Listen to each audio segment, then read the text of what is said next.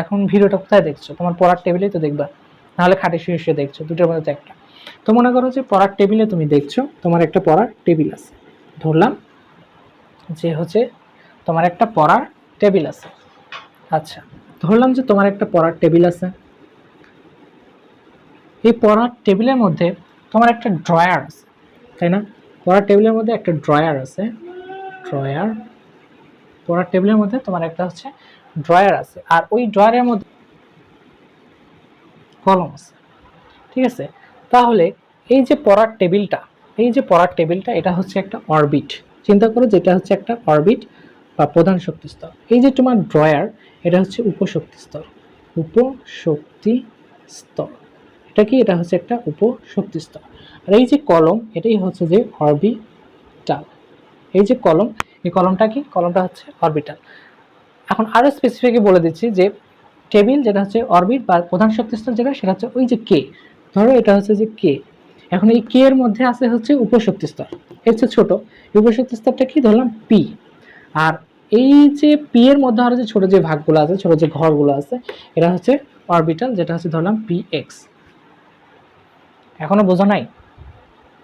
এর চেয়ে সহজভাবে কিভাবে বোঝাবো বলো? তোমার টেবিল যেটা, তোমার পড়ার টেবিল যেটা, সেটা হচ্ছে যে প্রধান শক্তি স্তর বা কে।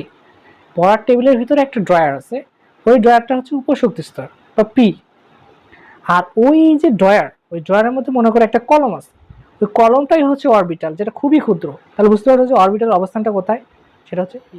আসসালামু আলাইকুম, কেমন আছো সবাই? আশা করি মহান রব্বুল আলমিনের অশেষ দয়ায় ও মেহেরবানিতে সবাই ভালো আছো। আজকে আমরা ওয়ান শট ক্লাস নিয়ে আবারও হাজির হয়েছি। আজকে আমরা আলোচনা করব হচ্ছে কেমিস্ট্রির যে দ্বিতীয় অধ্যায়, অর্থাৎ প্রথম পত্রের দ্বিতীয় অধ্যায় গুণগত রসায়ন। এই গুণগত রসায়ন নিয়ে মূলত আজকে আমরা আলোচনাটা করব। তো এই ক্লাসটারও অনেকগুলো পার্ট হবে, কারণ অনেক বড় একটা অধ্যায়। একটা ভিডিওতে দিলে হয়তো অনেক লেন্দি হয়ে যাবে, 6-7 ঘন্টার একটা ক্লাস হয়ে যাবে, যেটা তোমরা ইউজুয়ালি দেখবা না।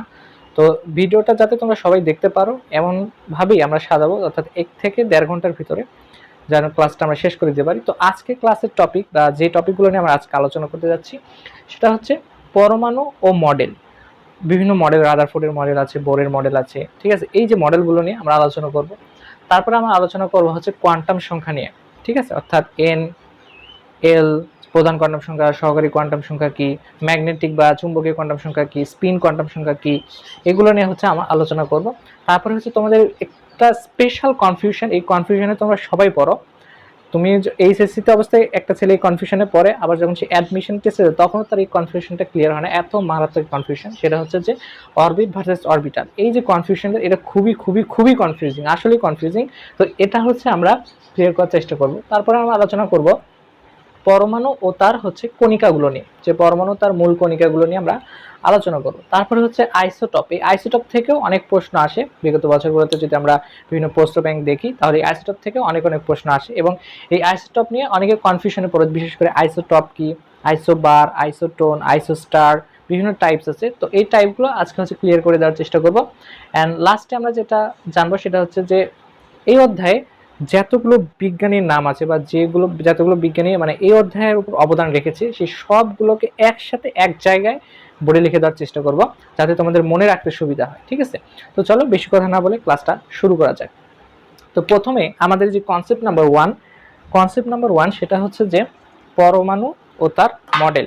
এই সম্পর্কে এখন আমরা আলোচনা করব। তো দেখো, কনসেপ্ট নাম্বার আমাদের ওয়ানটা কি? কনসেপ্ট নাম্বার ওয়ান হচ্ছে পরমাণু ও তার মডেল। কনসেপ্ট ওয়ান, পরমাণু ও তার মডেল।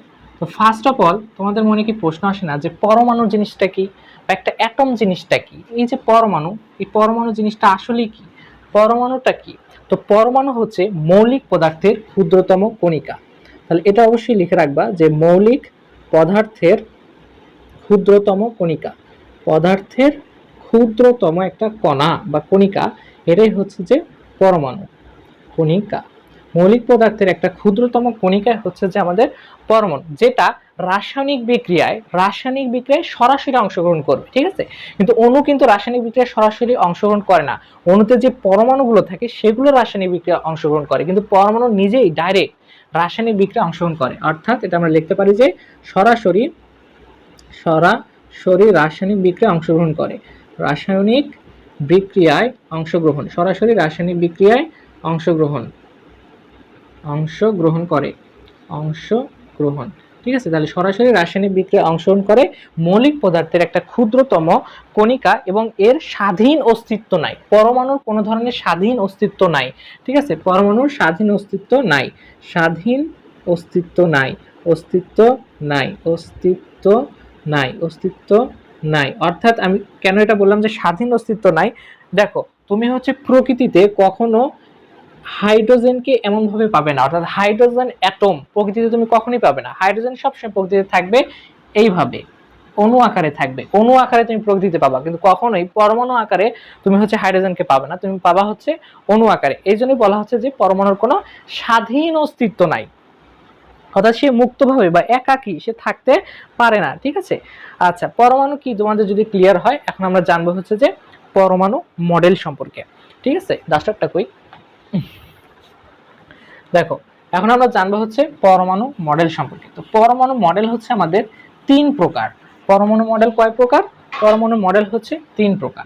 তো দেখো পরমাণু মডেল, পরমাণু মডেল, এই পরমাণু মডেল হচ্ছে আমাদের 3 প্রকার, ঠিক আছে। পরমাণু মডেলগুলো কি কি? একটা হচ্ছে রাদারফোর্ডের মডেল, রাদারফোর্ড, রাদারফোর্ডের একটা মডেল, বিজ্ঞানী বোরের মডেল, বোরের মডেল, এবং লাস্টে আছে হচ্ছে যে আমাদের কোয়ান্টাম বলবিদ্যা পরমাণু মডেল, বা যেটাকে আমরা আরেকটা নাম বলছি সেটা হচ্ছে আধুনিক পরমাণু মডেল।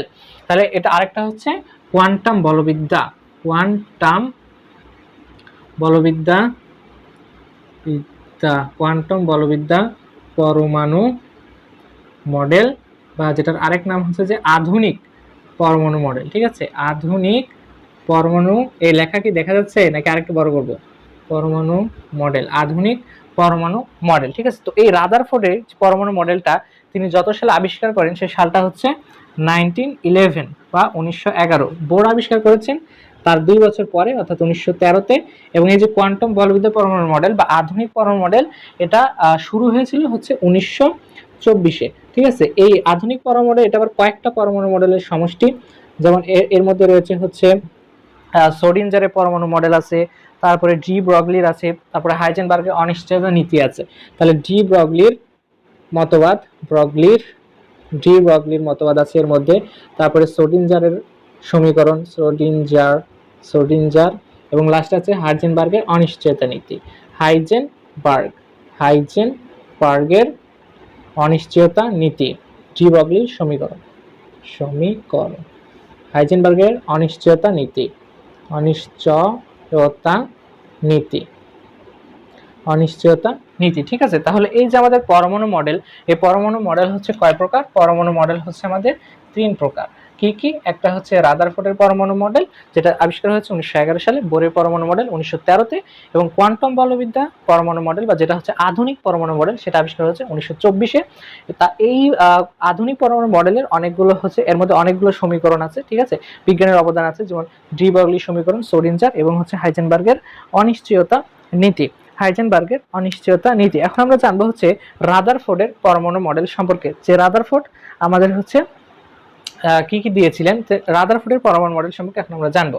এই যে দেখো রাদারফোর্ডের পরমাণু মডেল, এর আরেকটা স্পেশাল নাম আছে, ঠিক আছে। রাদারফোর্ডের যে পরমাণু মডেল তার একটা স্পেশাল নাম আছে, সেটা কি? সেটা হচ্ছে যে এটাকে আমরা বলি solar system atom model, solar system atom model, solar system atom model, বা হচ্ছে এটাকে যেহেতু সৌরজগতের সাথে তুলনা করা হয় সেজন্য এটাকে আমরা বলি সোলার সিস্টেম অ্যাটম মডেল। এবং আরেকটা নাম আছে, সেটা হচ্ছে পরমাণু নিউক্লিয়ার মডেল, কেননা এটাকে নিউক্লিয়াসের সাথে তুলনা করা হচ্ছে, এজন্য এটাকে আমরা বলছি পরমাণু নিউক্লিয়ার মডেল, পরমাণুর নিউক্লিয়ার মডেল, পরমাণু নিউক্লিয়ার মডেল, পরমাণু নিউক্লিয়ার মডেল। এবং এই রাদারফোর্ডের যে পরমাণু মডেল, এটা এসেছিল মূলত আলফা কণা বিচ্ছুরণ পরীক্ষা, এই পরীক্ষায় প্রাপ্ত ফলাফলের উপর ভিত্তি করে, ঠিক আছে। তাহলে হচ্ছে এখানে যে পরীক্ষাটা ব্যবহার করা হয়েছিল সেটা হচ্ছে আলফা কণা বিচ্ছুরণ পরীক্ষা। আলফা কণা বিচ্ছুরণ পরীক্ষা এটা কোথায় ব্যবহার করা হয়েছিল? সোনার পাতের উপর। তাহলে আলফা কণা বিচ্ছুরণ পরীক্ষা, আলফা কণা বিচ্ছুরণ পরীক্ষা, আলফা কণা বিচ্ছুরণ পরীক্ষা আলফা কণা বিচ্ছুরণ পরীক্ষা। এই আলফা কণা বিচ্ছুরণ পরীক্ষা কোথায় করা হয়েছিল? সোনার পাতের উপর। সোনার পাতের উপর, সোনার পাত। এই সোনার পাতটির পুরুত্ব কত ছিল? এই সোনার পাতের পুরুত্ব ছিল 0.0004 সেন্টিমিটার, অর্থাৎ 3টা জিরো, ঠিক আছে? 0.0004 সেন্টিমিটার অথবা 6 × 10⁻7 মিটার, অর্থাৎ 6 × 10⁻7 মিটার, 6 × 10⁻7 মিটার। সেন্টিমিটারে যদি বলে তাহলে হচ্ছে 0.004 সেন্টিমিটার, আর মিটারে বলে 6 × 10⁻7 মিটার। এটা ছিল এই সোনার পাতের পুরুত্ব, ঠিক আছে? তাহলে এই যে আলফা কণা বিচ্ছুরণ পরীক্ষা কোথায় হয়েছিল? সোনার পাতের উপর। এবং সোনার পাতের হচ্ছে পুরুত্বটা কত? এটা হচ্ছে যে পুরুত্ব, সোনার পাতের পুরুত্বটা হচ্ছে সেন্টিমিটারে বললে 0.0004 সেন্টিমিটার, আর হচ্ছে যদি মিটারে বলে তাহলে 6 × 10⁻7 মিটার। এখন আসি যে এই যে আলফা কণা বিচ্ছুরণ পরীক্ষাটা বললাম, এখানে এই আলফা কণাটা কি? এই যে আলফা কণা, এই আলফা কণাটা কি? এই আলফা কণাটা আসলে হচ্ছে যে 4 হিলিয়াম 2+, 4 হিলিয়াম 2+। এই আলফা কণার সংকেতটা হচ্ছে 4 হিলিয়াম 2+, অর্থাৎ হিলিয়াম থেকে দুইটা হচ্ছে যে ইলেকট্রন যখন কি হবে, চলে যাবে, তখন যেটা হবে সেটাই হচ্ছে যে আলফা কণা, ঠিক আছে? আলফা কণার সংকেত হচ্ছে 4 হিলিয়াম 2+। এটা খুবই ইম্পর্টেন্ট জিনিস, লিখে নাও। তারপরে হচ্ছে তেজস্ক্রিয় মৌল হিসেবে এখানে তেজস্ক্রিয় মৌল হচ্ছে যে 88 রেডিয়াম আর হচ্ছে যে 92 ইউরেনিয়াম। তাহলে তেজস্ক্রিয় মৌল হিসেবে এখানে কি ব্যবহৃত হয়? তেজস্ক্রিয় মৌল হিসেবে এখানে ব্যবহৃত হয় হচ্ছে 88 রেডিয়াম আর হচ্ছে 92 ইউরেনিয়াম। 88 রেডিয়াম অথবা 92 ইউরেনিয়াম এই তেজস্ক্রিয় মৌল হিসেবে এখানে ব্যবহৃত হয়েছিল। পরীক্ষায় ব্যবহৃত উপাদান তেজস্ক্রিয় মৌল থেকে নির্গত আলফা কণা। আচ্ছা, এখন হচ্ছে যে এই যে রাদারফোর্ডের পরীক্ষা, এই পরীক্ষায় কিছু উপাদান ব্যবহৃত হয়েছিল। এই উপাদানগুলো কি কি দেখো? পরীক্ষায় ব্যবহৃত উপাদান, পরীক্ষায়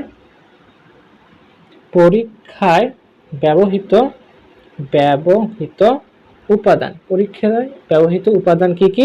তেজস্ক্রিয় মৌল থেকে নির্গত হচ্ছে তোমার আলফা কণা। এখন এই তেজস্ক্রিয় মৌল কোনগুলো? এই যে 88 রেডিয়াম আর 92 ইউরেনিয়াম, এরা হচ্ছে সেই তেজস্ক্রিয় মৌল।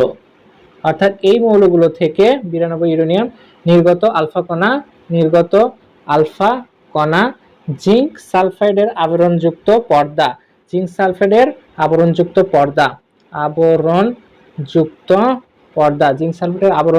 পর্দা, এবং আরেকটা জিনিস এখানে ব্যবহার করা হয়েছিল, সেটা হচ্ছে যে সোনার পাত, ঠিক আছে? সেটা কি? সেটা হচ্ছে যে সোনার পাত। তাহলে এমসিকিউতে আসতে পারে যে নিচের কোনটি রাদারফোর্ডের আলফা কণা পরীক্ষায় ব্যবহৃত উপাদানগুলো নয়? এই তিনটা হচ্ছে উপাদান, তার বাইরে যেটা থাকবে সেটা হচ্ছে উপাদান নয়। এখানে ব্যবহার করেছিল সোনার পাত, যার পুরুত্ব আমি আগে বলে দিয়েছি 0.004 সেন্টিমিটার অথবা 6 × 10⁻7 মিটার।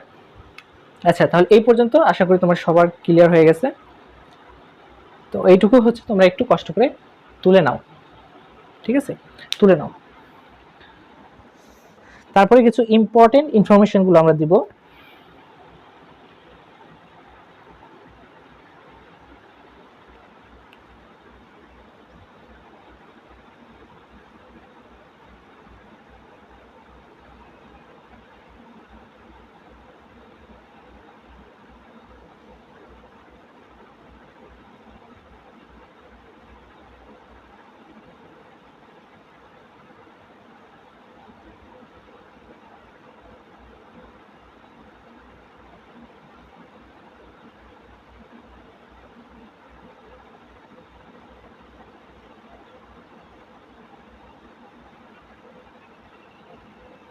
আচ্ছা, এটা তোলা হয়ে গেছে। আচ্ছা, এটা আমরা একটু মুছে দিলাম।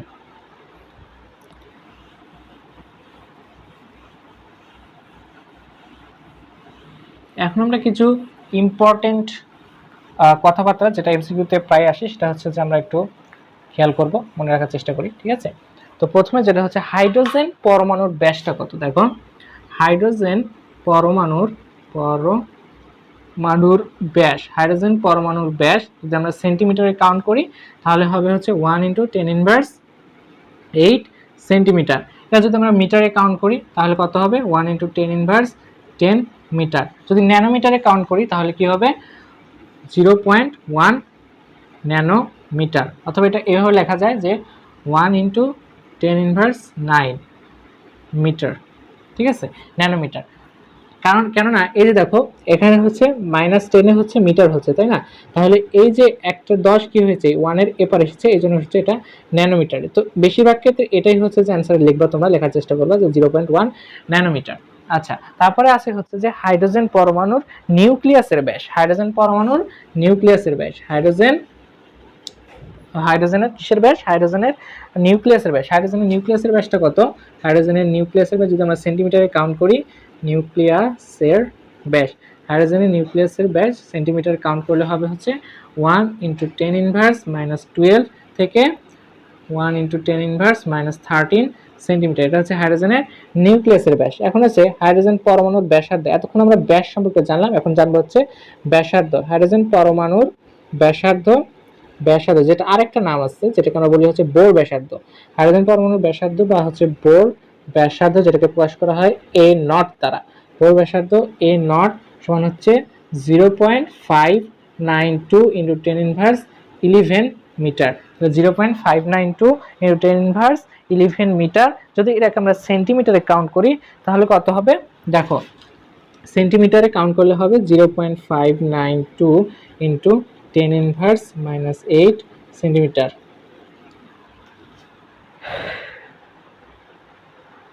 এইট সেন্টিমিটার, ঠিক আছে, 8 সেন্টিমিটার।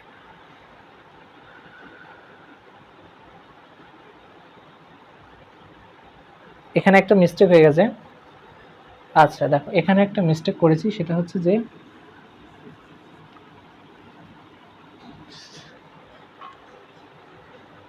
এর মানটা হবে হচ্ছে 5.292, 5.292, হ্যাঁ 5.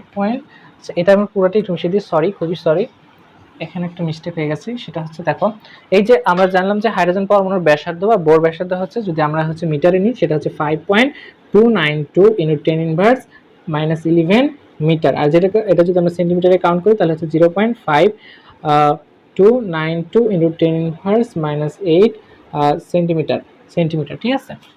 আচ্ছা, কিন্তু এটা যদি তুমি হচ্ছে 5 এ রাখতে চাও, তোমার এখানে জাস্ট কি করতে হবে, 5.292 × 10⁻−10 সেন্টিমিটার, -10 না আসলে -9 হবে, 9 সেন্টিমিটার, 10-11। কারণ হচ্ছে যে আমরা জানি যে 1 মিটার সমান হচ্ছে 100 সেন্টিমিটার। 1 মিটার সমান কত? 1 মিটার সমান হচ্ছে 100 সেন্টিমিটার, ঠিক আছে। 1 মিটার সমান 100 সেন্টিমিটার। অর্থাৎ দেখো, তুমি যদি এই 5 আগে রাখতে চাও, পয়েন্টের আগে রাখতে চাও, তাহলে -11 মিটার লিখতে পারবা অথবা -9 সেন্টিমিটার, দুটোই সঠিক, দুটোই লিখতে পারবা, ঠিক আছে। কিন্তু যদি তুমি 5টাকে কি হতো 0 আগে দাও, 5টা হচ্ছে পয়েন্টের পরে রাখো, তাহলে এখানে -8 সেন্টিমিটার দিতে হবে। এটুকুই বিষয়, এর বেশি কিছু না। লেখা দেখা যাচ্ছে না? ওহো,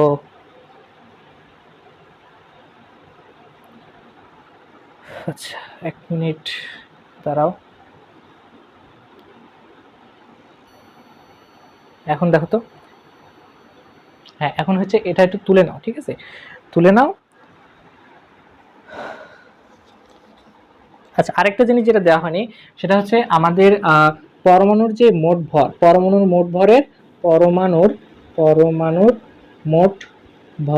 পরমাণুর মোট ভরের দেখা গেছে যে 99.97% কোথায় থাকে? নিউক্লিয়াসে থাকে। পরমাণুর মোট ভরের 99.9% হচ্ছে নিউক্লিয়াসে থাকে, নিউক্লিয়াসে বিদ্যমান, ঠিক আছে। পরমাণুর মোট ভরের এত পার্সেন্ট হচ্ছে নিউক্লিয়াসে বিদ্যমান।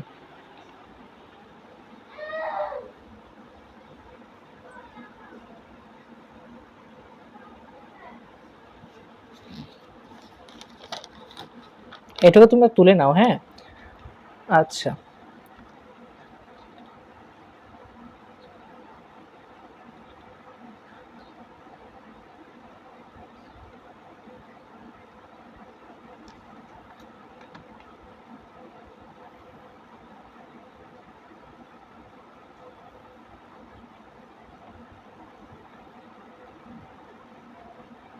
ঠিক আছে, তোলা হয়ে গেছে। আচ্ছা, যদি তোমাদের তোলা হয়ে থাকে তাহলে হচ্ছে আমরা সামনের দিকে আগাবো। আচ্ছা, ঠিক আছে, আমরা এটা মুছে দিলাম। এখানে কনফিউশন তোমাদের থাকার কথা না, ঠিক আছে। আচ্ছা, আমি এবার লাইটটা একটু দিয়ে দিই।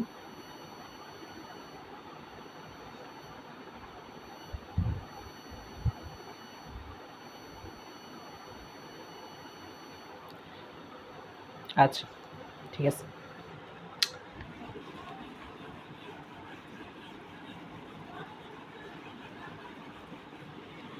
এখন আমরা জানবো হচ্ছে বোরের মডেল, ঠিক আছে। তাহলে এখন আমরা কি জানছি, এখন জানছি হচ্ছে যে বোরের মডেল।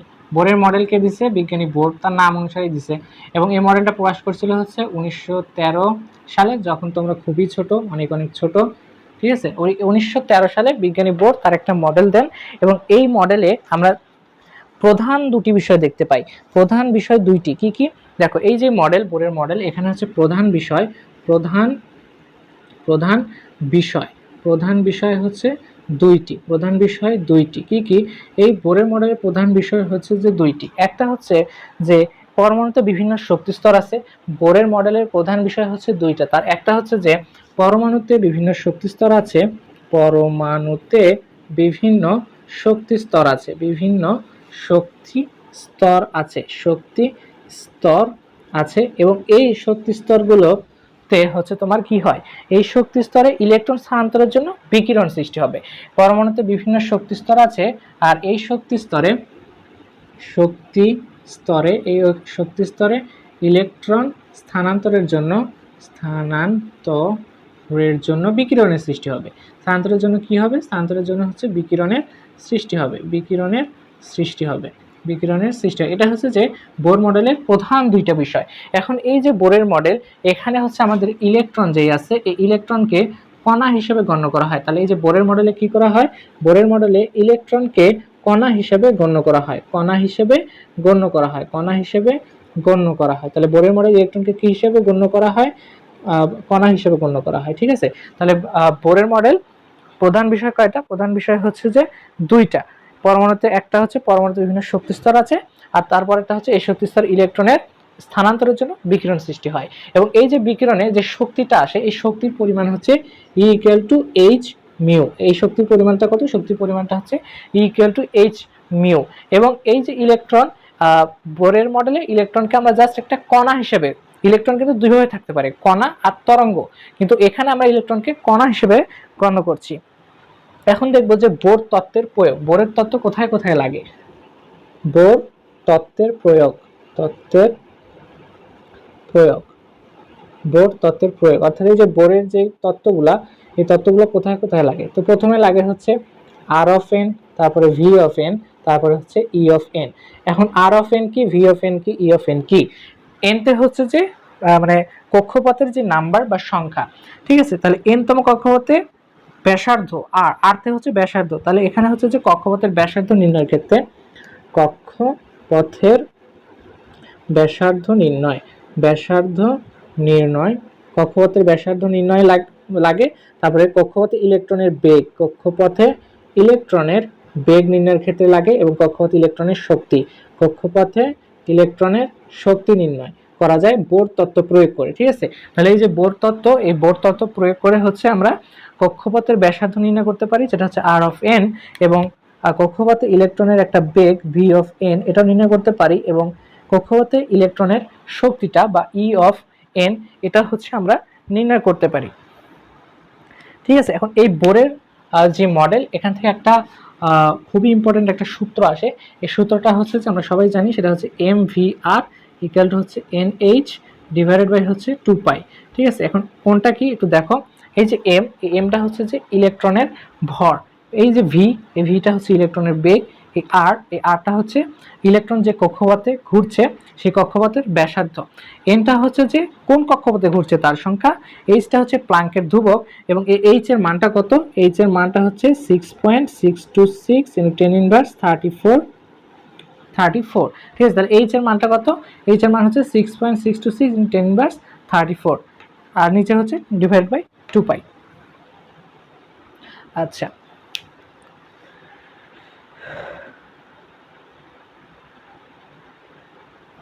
আচ্ছা, এই যে আমরা বললাম যে V of n হচ্ছে কক্ষপথে ইলেকট্রনের বেগ। এখন এর যে সূত্রটা, এই সূত্রটা হচ্ছে যে আমরা জানি যে V1 × n1,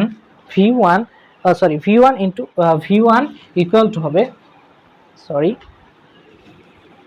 দেখো যে V1 ইকুয়াল টু হচ্ছে n × v2। আর এই যে শক্তি নির্ণয়ের যে সূত্রটা সেটা হচ্ছে E of n equal to হচ্ছে যে E অফ n সমান হচ্ছে E1 into 1 divided by n square, E1 into 1 divided by n square, আচ্ছা এখানে এখন সূত্র দ্বারা আমরা কি বুঝলাম এটা একটু জানার বিষয়। সেটা হচ্ছে দেখো প্রথম কক্ষপথে যে বেগ সেটা হচ্ছে যে এর পরবর্তী কক্ষপথ, অর্থাৎ মানে পরের যে কক্ষপথ, এখানে v2 না, আসলে এখানে হচ্ছে vn হবে, vn,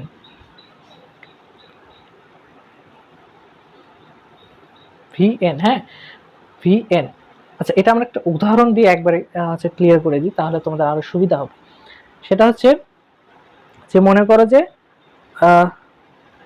দ্বিতীয় কক্ষপথ আমরা ধরি, যে দ্বিতীয় কক্ষপথ, ঠিক আছে, মানে দ্বিতীয় কক্ষপথে আমরা হচ্ছে ইলেকট্রনের বেগ নির্ণয় করতে যাচ্ছি। প্রথম কক্ষপথে ইলেকট্রনের বেগটা আমরা জানি, আমরা যেটা নির্ণয় করবো সেটা হচ্ছে দ্বিতীয় কক্ষপথে ইলেকট্রনের বেগটা। তাহলে দেখো এখানে হচ্ছে আমরা লিখতে পারি, তাহলে n সমান সমান আমাদের এখানে কি 2, n সমান সমান হচ্ছে 2, তাহলে হচ্ছে আমরা লিখতে পারি যে v1 ইকুয়াল টু হচ্ছে 2 ইন্টু v2, কারণ এই যে n এর মান আমরা বসাই দিচ্ছি, জাস্ট কিছু করি নাই, এই যে n সমান সমান হচ্ছে 2 মানে দ্বিতীয় কক্ষপথ, এখানে v এর মান 2 বসাই দিচ্ছি, ঠিক আছে। এখন এই যে এটা দ্বারা আমরা কি বোঝাচ্ছি, দেখো এটা দ্বারা বোঝাচ্ছি যে প্রথম কক্ষপথে ইলেকট্রনের যে বেগ সেটা দ্বিতীয় কক্ষপথের বেগ থেকে দ্বিগুণ, ঠিক আছে। মানে হচ্ছে যে এই যে মানে যত হায়ার লেভেলের কক্ষপথে যাবে ইলেকট্রনের বেগ ততই কমবে, যত লোয়ার লেভেলে থাকবে ইলেকট্রনের বেগ ততই বাড়বে। তাহলে হচ্ছে এই প্রথম কক্ষতে এটার মানেটা তোমরা লিখে রাখো, কাজে লাগবে।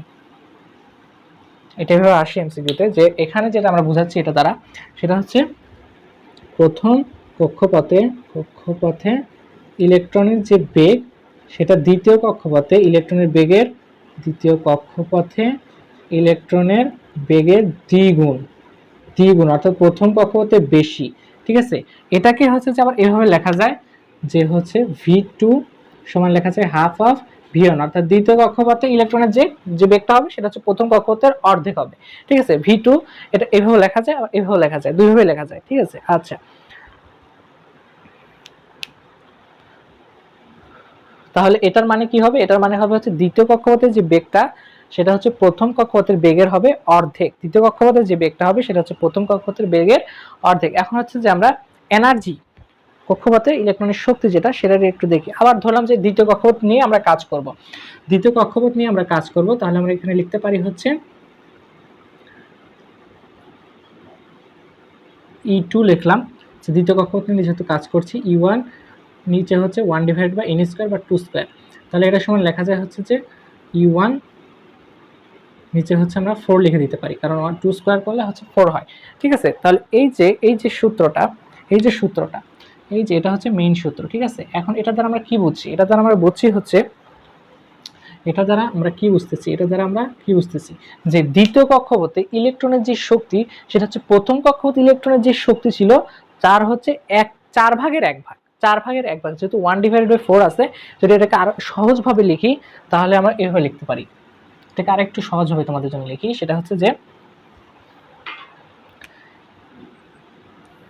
E1 1/4 ইন্টু E1, ঠিক আছে।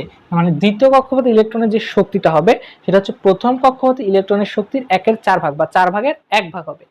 আচ্ছা এটাকে আরেকভাবে, এখন যদি আমরা E1 বের করতে চাই তাহলে কি হবে, দেখো E1 যদি বের করতে, তাহলে এখানে ভাগ আকারে আছে, এখানে যাবে গুণ আকারে, তাহলে E1 হবে হচ্ছে 4E2, অর্থাৎ প্রথম কক্ষপথে ইলেকট্রনের শক্তি হবে দ্বিতীয় কক্ষপথে ইলেকট্রনের শক্তির 4 গুণ। দ্বিতীয় কক্ষপথে ইলেকট্রনের শক্তির কয় গুণ হবে, দ্বিতীয় কক্ষপথে ইলেকট্রনের শক্তির হবে হচ্ছে 4 গুণ। এটা হচ্ছে লিখে রাখো, কাজে লাগবে। এটা হচ্ছে প্রথম কক্ষপথে, এটা কি দেখা যাচ্ছে, হ্যাঁ দেখা যাচ্ছে। প্রথম কক্ষপথে ইলেকট্রনের শক্তি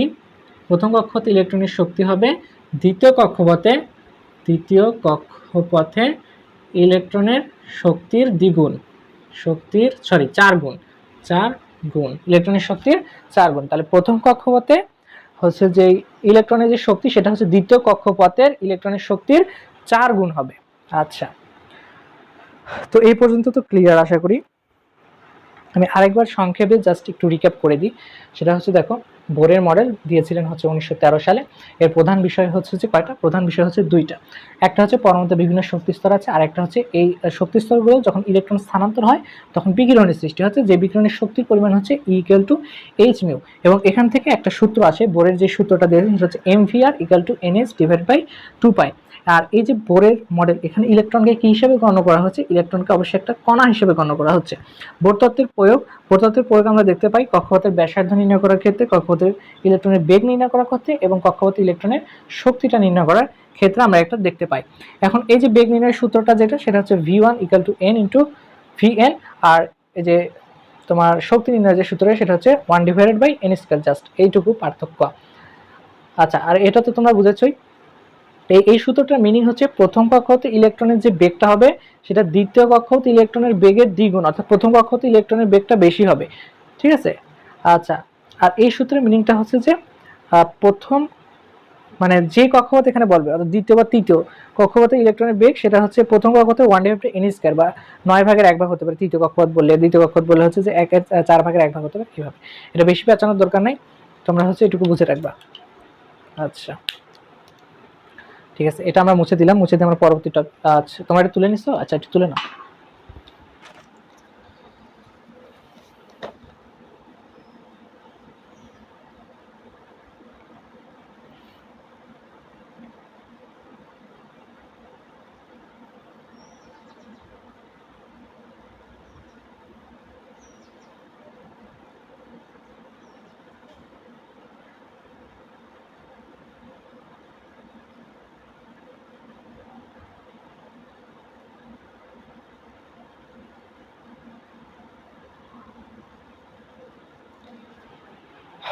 আচ্ছা, এখন আমরা রাদারফোর্ড ও বোরের মডেলের মধ্যে একটু তুলনা করব।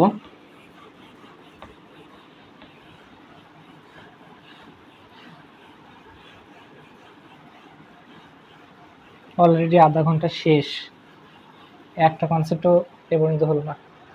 আচ্ছা দেখো, তাড়াতাড়ি শেষ করে দিতে হবে।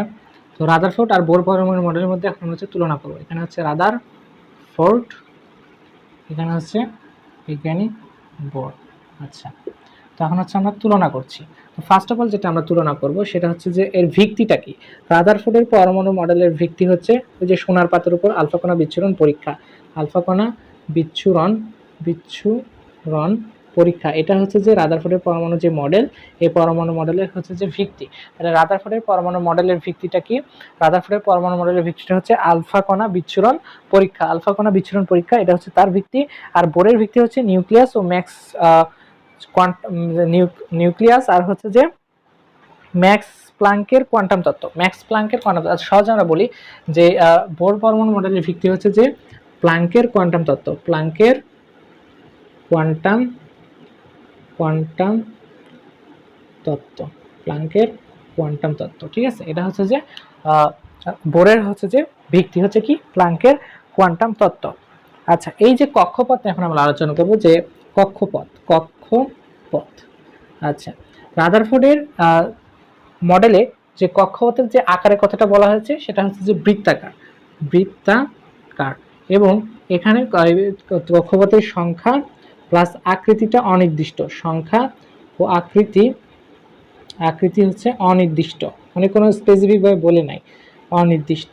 কিন্তু এখানে হচ্ছে যে আমাদের বোর যিনি, উনি বলেছেন যে শুধু হচ্ছে কক্ষপথ বৃত্তাকার হবে এমনই নয়, উপবৃত্তাকারও হতে পারে। উপবৃত্তাকার এটাও হতে পারবে। এবং আরেকটা বিষয় সেটা হচ্ছে এখানে সংখ্যাটা এবং হচ্ছে ব্যাসার্ধ, এরা আকৃতিটা নির্দিষ্ট বলা হয়েছে। সংখ্যা, ব্যাসার্ধ, আচ্ছা, উপবৃত্তাকার এবং এর যে সংখ্যা এবং আকৃতি সেটা হচ্ছে নির্দিষ্ট। সংখ্যা, আকৃতি নির্দিষ্ট। তাহলে বোর বলেছেন যে না, বৃত্তাকার না, এটা উপবৃত্তাকারও হতে পারে। আবার এটা সংখ্যা আর হচ্ছে যে আকৃতিটা, যে এটা হচ্ছে স্পেসিফিক বা নির্দিষ্ট। আচ্ছা, তারপরে আমরা হচ্ছে স্থায়িত্বের কারণ। রাদারফোর্ডের যে মডেল, এটা স্থায়িত্বের কারণ কি? বোরের মডেল, এটা স্থায়িত্বের কারণ কি? তাহলে হচ্ছে আমরা জানলাম স্থায়িত্বের কারণটা কি? স্থায়িত্বের কারণ হচ্ছে, যদি আমরা রাদারফোর্ডের ক্ষেত্রে দেখি, ইলেকট্রনের যে কেন্দ্রমুখী এবং কেন্দ্র বিমুখী দুটো বল আছে। কেন্দ্রমুখী আমি একটু ব্যাখ্যা করছি, দাঁড়াও। মুখী ও আচ্ছা দেখো তোমাদের আগে ব্যাখ্যাই করি। মনে করো এটা হচ্ছে যে একটা কক্ষপথ, এখানে একটা ইলেকট্রন ঘোরাঘুরি করছে, এখন নিউক্লিয়াস একে টানবে, এটা হচ্ছে কেন্দ্রমুখী বল, কিন্তু এই নিউক্লিয়াসের দিকে যেতে চাইবে না, এ সবসময় বাহিরে যেতে চাবে, এটা হচ্ছে কেন্দ্র বিমুখী বল। তো এইটাই বলা হচ্ছে যে ইলেকট্রনের কেন্দ্রমুখী এবং কেন্দ্র বিমুখী বিমুখী বলের লব্ধি ফল, ঠিক আছে, লব্ধি ফল, লব্ধি ফলের কারণে এটা কি থাকে, তার নিউক্লিয়াসটাতে ফিক্স থাকে, অর্থাৎ এদিক থেকেও টানে এদিক থেকেও সমান বলে টানে, এই টানাটানির কারণে এটা হচ্ছে এর মধ্যেই স্থির থাকে, মানে ভারসাম্যটা থাকে, দুই দিক থেকে যেহেতু সমান বলে টানছে তো কোনো দিকেই যায় না, ওইখানেই স্থির থাকে। তো এটাই বলা হচ্ছে যে কেন্দ্রমুখী ও কেন্দ্র বিমুখী বলের লব্ধি ফল। আর এর যে স্থায়িত্বের কারণ সেটা হচ্ছে স্থির কক্ষপথে ইলেকট্রন সতত সমশক্তিতে আবর্তন করছে। হ্যাঁ, আর বোরের যেটা জানি সেটা হচ্ছে এদের হচ্ছে যে কক্ষপথটা স্থির, স্থির কক্ষপথে কক্ষপথে ইলেকট্রনের সব সময় সমশক্তিতে আবর্তন, সমশক্তিতে শক্তিতে আবর্তন, সমশক্তিতে কি, সমশক্তিতে হচ্ছে আবর্তন, ঠিক আছে। স্থির কক্ষপথে ইলেকট্রনের সমশক্তিতে আবর্তনের কারণেই হচ্ছে যে এটা স্থির আছে। তাহলে রাদারফোর্ড আর বোর পরমাণু মডেলের মধ্যে তুলনামূলক আলোচনা, এর যে ভিত্তিটা সেটা হচ্ছে আলফা কণা বিচ্ছুরণ পরীক্ষা ভিত্তি, বোরের ক্ষেত্রে প্ল্যাঙ্কের কোয়ান্টাম তত্ত্ব। কক্ষপথ হচ্ছে বৃত্তাকার, সংখ্যা আকৃতি অনির্দিষ্ট, এখানে হচ্ছে উপবৃত্তাকার, সংখ্যা আকৃতি নির্দিষ্ট। স্থায়িত্বের কারণ ইলেকট্রন কেন্দ্রমুখী ও কেন্দ্রবিমুখী বলের লব্ধিফল, এখানে স্থায়িত্বের কারণ স্থির কক্ষপথ ইলেকট্রন সমশক্তিতে আবর্তন করে। আচ্ছা, এরপরে আমরা হচ্ছে আমাদের দ্বিতীয় কনসেপ্টে চলে যাব। আমাদের প্রথম যে কনসেপ্টটা সেটা হয়ে গেছে পরমাণু মডেল শেষ, এখন হচ্ছে আমরা কোয়ান্টাম সংখ্যা নিয়ে আলোচনা করব। তো এটা তুলে নাও, আমি মুছে দিচ্ছি।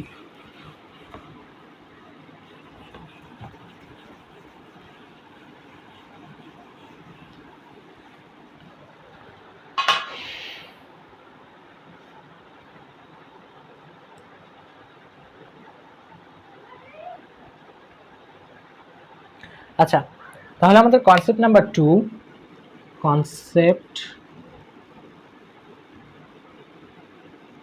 2 সেটা হচ্ছে যে কোয়ান্টাম সংখ্যা, কোয়ান্টাম নাম্বার বা কোয়ান্টাম সংখ্যা, ঠিক আছে। তাহলে আমরা জানি, সবাই এটা জানো যে কোয়ান্টাম সংখ্যা হচ্ছে 4 প্রকারের। কি কি?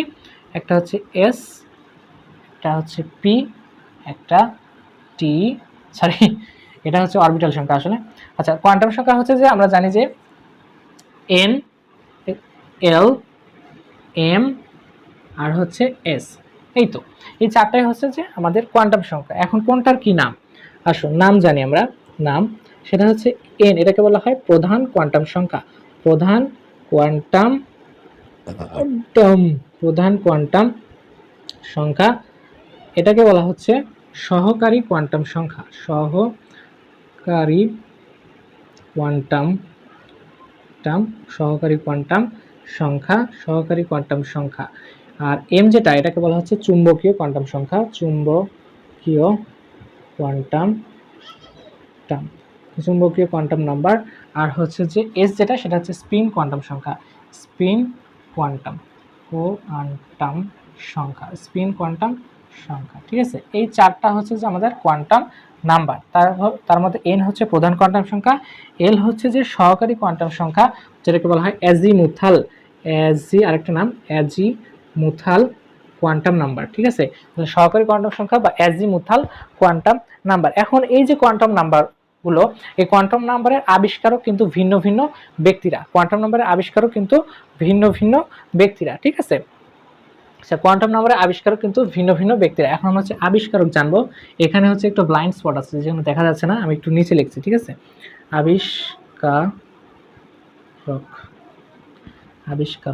আবিষ্কারক হচ্ছে প্রধান কোয়ান্টাম সংখ্যা যিনি আবিষ্কার করেছেন তিনি হচ্ছে বিজ্ঞানী বোর। তাহলে প্রধান কোয়ান্টাম সংখ্যা যিনি আবিষ্কার করেছেন তার নাম হচ্ছে বিজ্ঞানী বোর।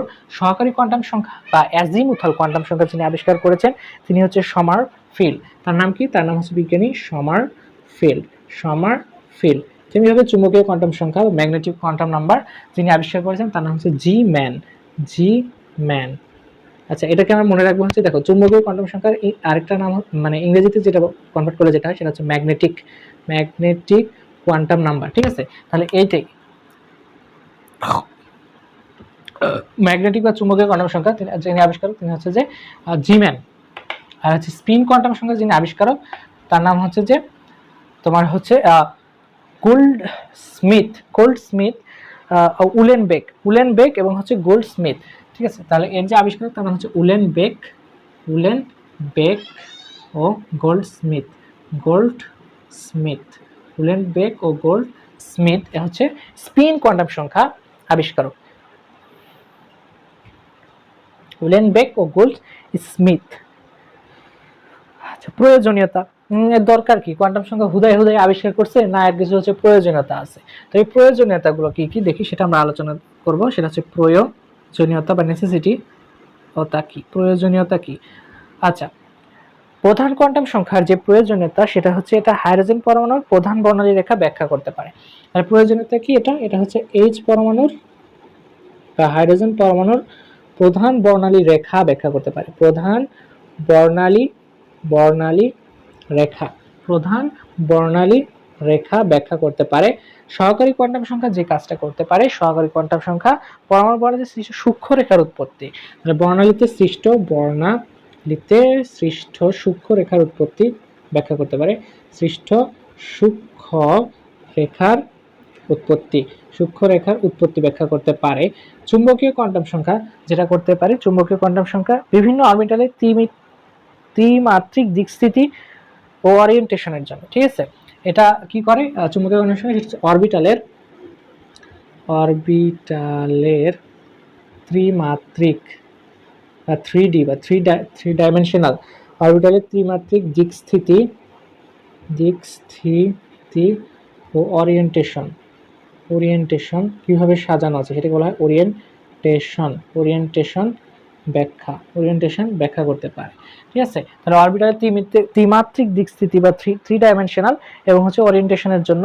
আর চুম্বক ধর্ম ব্যাখ্যার জন্য আমাদের স্পিন কোয়ান্টাম সংখ্যা লাগে। তাহলে স্পিন কোয়ান্টাম সংখ্যা কেন লাগে? সেটা লাগে হচ্ছে যে চুম্বক, কি অবাক করার বিষয় না, ম্যাগনেটিক কোয়ান্টাম সংখ্যার জন্য হিসাবে হওয়ার কথা ছিল যে চুম্বক সংখ্যা ব্যাখ্যার জন্য এটা লাগবে, কিন্তু আসলে এটা লাগে না, এটা হচ্ছে একটু ভিন্ন।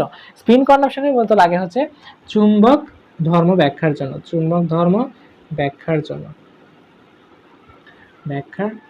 ঠিক আছে, চুম্বক ধর্ম ব্যাখ্যার জন্য স্পিন কোয়ান্টাম সংখ্যার প্রয়োজন পড়ে। আচ্ছা, এখন আমরা জানবো হচ্ছে মান সম্পর্কে। মান দেখো, এই যে এন এর মান হচ্ছে যে কি হয়, 0 থেকে শুরু হতে পারে, 0 1 2 3 এভাবে চলতে থাকবে। এল এর মান হবে কি? এল এর মান হচ্ছে সবসময় এন এর থেকে কম হবে। এন এর সমান কখনোই হচ্ছে এল এর মান হতে পারবে না। এল এর মান 0 থেকে n-1 পর্যন্ত। এল এর মান হবে 0 থেকে n-1 পর্যন্ত। এর অর্থ হচ্ছে যে 0 তো সবসময় থাকবে, কিন্তু এই এল এর মানটা কখনোই এন এর মানের সমান হবে না, সবসময় এন থেকে এক ছোট হবে, এটা বোঝাচ্ছে। আচ্ছা, তারপরে ম্যাগনেটিক কোয়ান্টাম সংখ্যা, যেটা ম্যাগনেটিক কোয়ান্টাম সংখ্যা, এর মান হচ্ছে যে -l থেকে শুরু করে -l থেকে +l পর্যন্ত, -l পর্যন্ত। ঠিক আছে, যেমন আমরা যদি ধরি 2, তাহলে এখানে -2 থেকে শুরু করতে হবে, -2 -1 দেন 0, তারপরে হচ্ছে +1 +2, এইভাবে 5টা হবে। ঠিক আছে, এখানে কিন্তু 0 সহ, এটা একটু উল্লেখ করে দিই, আবার মিস্টেক হতে পারে, যে 0 সহ অবশ্যই। আচ্ছা, আর স্পিন কোয়ান্টাম সংখ্যার মান সেটা হচ্ছে সবসময় নির্দিষ্ট, হয় +12 না হলে হচ্ছে -12, এই দুইটার মধ্যে একটা সবসময়। ঠিক আছে, এটা মনে করো যদি আপার +12 দিয়ে তুমি চিহ্নিত করো, তাহলে এটাকে চিহ্নিত করতে হবে হচ্ছে -12 দ্বারা। ক্লিয়ার? আচ্ছা, আরেকটা পয়েন্ট বাদ গেছে, সেটা হচ্ছে যে তাৎপর্য নিয়ে আলোচনা করতে হবে। প্রয়োজনীয়তা নিয়ে আলোচনা করছি না, এখন হচ্ছে যে তাৎপর্য নিয়ে আলোচনা করব। তাৎপর্য নিয়ে আলোচনা করব। দেখো, এটা হচ্ছে প্রধান কোয়ান্টাম সংখ্যা। তাহলে প্রধান কোয়ান্টাম সংখ্যা কি করবে? প্রধান কোয়ান্টাম সংখ্যা প্রধান শক্তি স্তরের আকার সম্পর্কে একটা তথ্য দেবে। প্রধান শক্তি স্তরের আকার সম্পর্কে তথ্য দেবে। প্রধান শক্তি স্তরের আকার সম্পর্কে ধারণা দেবে। প্রধান শক্তি স্তরের আকার সম্পর্কে ধারণা দেবে হচ্ছে প্রধান কোয়ান্টাম সংখ্যা, যেহেতু এর প্রধান, এর দায়িত্ব প্রধান শক্তি স্তরের আকার সম্পর্কে ব্যাখ্যা দেবে। সহকারী কোয়ান্টাম সংখ্যা উপশক্তি স্তরের ধারণা দেবে এবং হচ্ছে যে আকৃতি দেবে। এটা কি করবে? উপশক্তি স্তরের ধারণা দেবে, উপশক্তি স্তরের ধারণা ও আকৃতি। উপশক্তি স্তরের ধারণা দিবে, আকৃতি দিবে।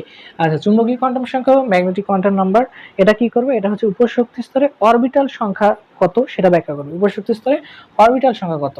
এই যে প্রধান শক্তি স্তর, উপশক্তি স্তর, অরবিটাল, তিনটা কিন্তু ভিন্ন ভিন্ন জিনিস, তিনটা ভিন্ন ভিন্ন জিনিস। এটা একটু পরেই ক্লিয়ার করব, এই অরবিট ভার্সেস অরবিটাল এই যে কনসেপ্ট আছে এখানে আমরা এটা ক্লিয়ার করে দেবো ইনশাআল্লাহ। আচ্ছা দেখো, উপশক্তি স্তরের ধারণা ও আকৃতি ব্যাখ্যার জন্য লাগছে হচ্ছে আমাদের এল, আর এটা লাগছে উপশক্তি স্তরে কি পরিমাণে অরবিটাল আছে সেটা নির্ণয়ের জন্য।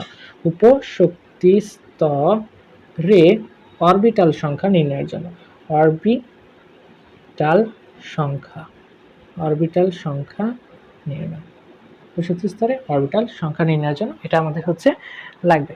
আচ্ছা, ইলেকট্রনের ঘূর্ণন প্রকৃতি ও দিক জানা যায় হচ্ছে আমাদের স্পিন কোয়ান্টাম সংখ্যা থেকে। স্পিন কোয়ান্টাম নাম্বার থেকে কি করা যায়? স্পিন কোয়ান্টাম নাম্বার থেকে এখানে জানা যায় হচ্ছে ইলেকট্রনের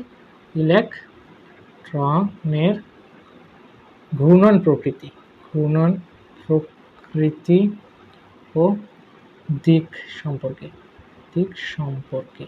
আচ্ছা, এখানে একটা তোমরা একটু প্যাঁচ লাগাতে পারো, প্যাঁচটা আমি হচ্ছে ক্লিয়ার করে দিচ্ছি। সেটা হচ্ছে যদি বলে যে অরবিটালের ত্রিমাত্রিক দিক স্থিতি বা অরিয়েন্টেশন, আচ্ছা বললো যে অরবিটালের দিক সেটা হচ্ছে ম্যাগনেটিক কোয়ান্টাম সংখ্যা বা চুম্বকীয় কোয়ান্টাম সংখ্যা হবে। যদি অরবিটাল এই কথাটা থাকে, অরবিটালের দিক, তাহলে হচ্ছে চুম্বকীয় কোয়ান্টাম সংখ্যা, মাস্ট মনে রাখবে। আর যদি বলে যে ইলেকট্রনের ঘূর্ণন প্রকৃতি বা হচ্ছে দিক সম্পর্কে, তাহলে তোমরা দিবে হচ্ছে এটা স্পিন কোয়ান্টাম সংখ্যা। ঠিক আছে, এটা কিন্তু খুবই কনফিউজিং, একটু খেয়াল রাখবা। আচ্ছা, আমি কি আরেকবার রিক্যাপ করে দেবো? ঠিক আছে, আচ্ছা দেখো, তো আমাদের কোয়ান্টাম নাম্বার চারটা কোয়ান্টাম নাম্বার, সেটা হচ্ছে এন, এল, এম, এস। এনতে হচ্ছে প্রধান কোয়ান্টাম সংখ্যা, এলতে হচ্ছে সহকারী কোয়ান্টাম সংখ্যা বা অ্যাজিমুথাল কোয়ান্টাম নাম্বার, এমতে হচ্ছে চুম্বকীয় কোয়ান্টাম সংখ্যা ম্যাগনেটিক কোয়ান্টাম নাম্বার, এসতে হচ্ছে স্পিন কোয়ান্টাম সংখ্যা। আবিষ্কারক বোর, সমারফিল্ড, জি ম্যান। স্পিন কোয়ান্টাম সংখ্যা হচ্ছে উলেনবেক ও গোল্ডস্মিথ। আচ্ছা দেখো, এটা হচ্ছে এসতে স্পিন না, তোমরা এসতে স্মিথ, এটা মনে রাখতে পারো। আচ্ছা, চুম্বকীয় কোয়ান্টাম সংখ্যা ম্যাগনেটিক নাম্বার, এটা হচ্ছে জি ম্যান, মতে ম্যাগনেটিক, মতে ম্যান, মতে ম্যাগনেটিক, মতে ম্যান। আচ্ছা, সহকারী কোয়ান্টাম সংখ্যা বা অ্যাজিমুথাল নাম্বার, এটা হচ্ছে শতে সহকারী, শতে সমারফিল্ড, শতে সহকারী, শতে সমারফিল্ড, এভাবে মনে রাখবা, তাহলে আর ভুল হবে না। প্রয়োজনীয়তা হচ্ছে হাইড্রোজেন পরমাণুর প্রধান বর্ণালী ব্যাখ্যার জন্য, যেহেতু প্রধান কাজ হচ্ছে প্রধান বর্ণালী ব্যাখ্যার জন্য। ঠিক আছে, এটা মনে রাখবো, যেহেতু প্রধান কাজ হচ্ছে কি প্রধান বর্ণালী হচ্ছে ব্যাখ্যার জন্য। সহকারী কোয়ান্টাম সংখ্যা যেহেতু কি করে বর্ণালীতে সৃষ্ট সূক্ষ্ম রেখার উৎপত্তি বর্ণনার জন্য দরকার। আর এটা হচ্ছে যে অরবিটালের ত্রিমাত্রিক দিকস্থিতি এম বা ম্যাগনেটিক কোয়ান্টাম নাম্বার লাগবে। আচ্ছা, চুম্বক ধর্ম ব্যাখ্যার জন্য লাগবে এস। আচ্ছা, মানটা কি? এন এর মান হচ্ছে 0 থেকে শুরু করে 1 2 3 চলতে পারে। এল এর মান হচ্ছে 0 থেকে শুরু করে n-1 পর্যন্ত, অর্থাৎ n এর সমান কখনোই হবে না। এম এর মানটা -l থেকে +l পর্যন্ত, অবশ্যই 0টা সহ। আর এস এর মান হচ্ছে দুইটাই, একটা প্লাস আপ হবে না হলে মাইনাস আপ হবে, এই দুইটার মধ্যে একটা হবে। আচ্ছা, তাৎপর্য কি? প্রধান শক্তি স্তরের আকার সম্পর্কে ব্যাখ্যা দেবে এই যে এন, এন এর কাজ যত সব হচ্ছে, এন যেহেতু প্রধান, এর কাজ হচ্ছে প্রধানের সাথে রিলেটেড। ঠিক আছে, আচ্ছা, আর এলটা কি করবে? উপশক্তি স্তরের ধারণা ও আকৃতি দিবে, এম দিবে উপশক্তি স্তরের অরবিটালের সংখ্যা সম্পর্কে, আর এস করবে ইলেকট্রনের ঘূর্ণন প্রকৃতি এবং দিক সম্পর্কে। ঠিক আছে, এটুকু তোমরা একটু তুলে নাও, কষ্ট করে তুলে নাও, কাজে দিবে। আচ্ছা, এরপরেই আমরা চলে যাব আমাদের বহুল কাঙ্ক্ষিত যে টপিক, অরবিটাল ভার্সেস অরবিট। খুবই ডিমান্ডেবল একটা টপিক, এই টপিকে আমরা চলে যাব।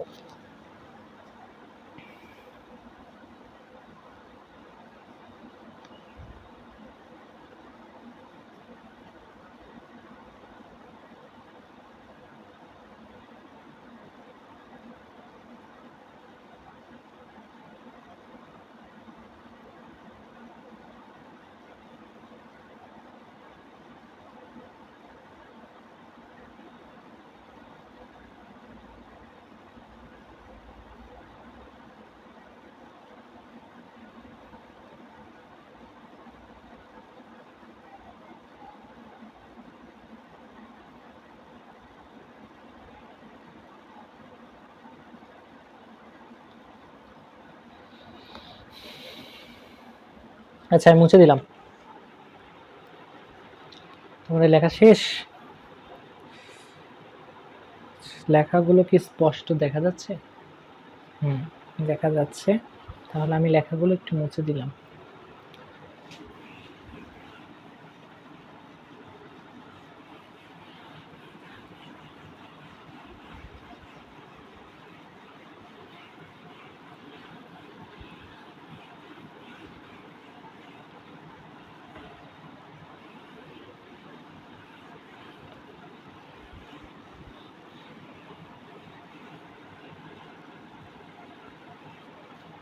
তাহলে আমাদের হচ্ছে কনসেপ্ট নাম্বার 2 সেটা শেষ, কোয়ান্টাম সংখ্যা। এখন আমরা জানবো হচ্ছে যে orbit versus orbital. Orbit versus orbital যেটা হচ্ছে আমাদের কনসেপ্ট নাম্বার 3, এটা কি অরবিট ভার্সেস অরবিটাল। অরবিটাল খুবই একটা ইন্টারেস্টিং টপিক। আচ্ছা দেখো, এখন তোমাদের হচ্ছে আমরা একটু পরিচিত করে নিই, ঠিক আছে? আচ্ছা তাহলে অরবিট মানে কি? অরবিট মানে হচ্ছে যে প্রধান শক্তি স্তর, তাই তো? তাহলে এই প্রধান শক্তি স্তরগুলো কি কি হতে পারে? দেখো প্রধান শক্তি স্তরগুলো হতে পারে কি কি, দেখো আমি যদি একটু আলোচনা করি, এই সাইডে লিখলাম, এখানে দেখা যাচ্ছে? আচ্ছা দেখা যাচ্ছে। আচ্ছা দেখো এন এর মান, এন তো হচ্ছে প্রধান কোয়ান্টাম সংখ্যা, এন এর মান যদি 1 হয় তাহলে সেটা হচ্ছে কে, এন এর মান যদি 2 হয় তাহলে সেটা হচ্ছে এল, এম এর মান যদি 3 হয় সেটা হচ্ছে এম, আর এন এর মান যদি 4 হয় সেটা হচ্ছে এন। এই কে এল এম এন এগুলো কি? এগুলো হচ্ছে প্রত্যেকটাই এক একটাই প্রধান শক্তি স্তর বা অরবিট, প্রধান শক্তি স্তর বা অরবিট। আচ্ছা আর তোমার হচ্ছে উপশক্তি স্তর কারা? ওই যে এস পি ডি এফ, এরা হচ্ছে কি? এরা হচ্ছে যে উপশক্তি স্তর, উপশক্তি স্তর, উপশক্তি স্তর। আবার এই উপশক্তি স্তরের মাঝে ধরো পি কে আমি টেনে নিয়েছিলাম, পি এর মধ্যে আবার যে 3টা ভাগ আছে না, P X, P Y, P Z, এরা হচ্ছে যে একটা অরবিটাল। এরা কি? এরা হচ্ছে অরবিটাল। আরো সহজভাবে বোঝাচ্ছি, দাও মনে করো তুমি হচ্ছে যে এখন ভিডিওটা কোথায় দেখছো? তোমার পড়ার টেবিলেই তো দেখবা, নাহলে খাটে শুয়ে শুয়ে দেখছো, দুটোর মধ্যে তো একটা। তো মনে করো যে পড়ার টেবিলে তুমি দেখছো, তোমার একটা পড়ার টেবিল আছে, ধরলাম যে হচ্ছে তোমার একটা পড়ার টেবিল আছে। আচ্ছা ধরলাম যে তোমার একটা পড়ার টেবিল আছে, এই পড়ার টেবিলের মধ্যে তোমার একটা ড্রয়ার আছে, তাই না? পড়ার টেবিলের মধ্যে একটা ড্রয়ার আছে, ড্রয়ার, পড়ার টেবিলের মধ্যে তোমার একটা হচ্ছে ড্রয়ার আছে, আর ওই ড্রয়ারের মধ্যে ধরো একটা কলম আছে। তাহলে ওই ড্রয়ারের মধ্যে তোমার যদি একটা কলম আছে, এটা আমি যদি ধরি, এখানে দেখা যাচ্ছে না,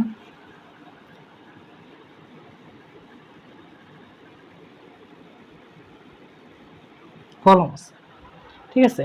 তাহলে এই যে পড়ার টেবিলটা, এই যে পড়ার টেবিলটা, এটা হচ্ছে একটা অরবিট। চিন্তা করো যেটা হচ্ছে একটা অরবিট বা প্রধান শক্তি স্তর। এই যে তোমার ড্রয়ার, এটা হচ্ছে উপশক্তি স্তর, উপশক্তি স্তর। এটা কি? এটা হচ্ছে একটা উপশক্তি স্তর। আর এই যে কলম, এটাই হচ্ছে যে অরবিটাল। এই যে কলম, এই কলমটা কি? কলমটা হচ্ছে অরবিটাল। এখন আরো স্পেসিফিকলি বলে দিচ্ছি যে টেবিল যেটা হচ্ছে অরবিট বা প্রধান শক্তি স্তর যেটা, সেটা হচ্ছে ওই যে কে, ধরো এটা হচ্ছে যে কে। এখন এই কে এর মধ্যে আছে হচ্ছে উপশক্তি স্তর, এর হচ্ছে ছোট, উপশক্তি স্তরটা কি ধরলাম পি। আর এই যে পি এর মধ্যে আরো যে ছোট যে ভাগগুলো আছে, ছোট যে ঘরগুলো আছে, এটা হচ্ছে অরবিটাল, যেটা হচ্ছে ধরলাম পি এক্স। এখনো বোঝা নাই? এর চেয়ে সহজভাবে কিভাবে বোঝাবো বলো? তোমার টেবিল যেটা, তোমার পড়ার টেবিল যেটা, সেটা হচ্ছে যে প্রধান শক্তি স্তর বা কে। পড়ার টেবিলের ভিতরে একটা ড্রয়ার আছে, ওই ড্রয়ারটা হচ্ছে উপশক্তি স্তর বা পি। আর ওই যে ড্রয়ার, ওই ড্রয়ারের মধ্যে মনে করো একটা কলম আছে, ওই কলমটাই হচ্ছে অরবিটাল, যেটা খুবই ক্ষুদ্র। তাহলে বুঝতে পারো যে অরবিটাল অবস্থানটা কোথায়, সেটা হচ্ছে পি এক্স। আশা করি অরবিটাল কনফিউশনটা দূর হয়েছে।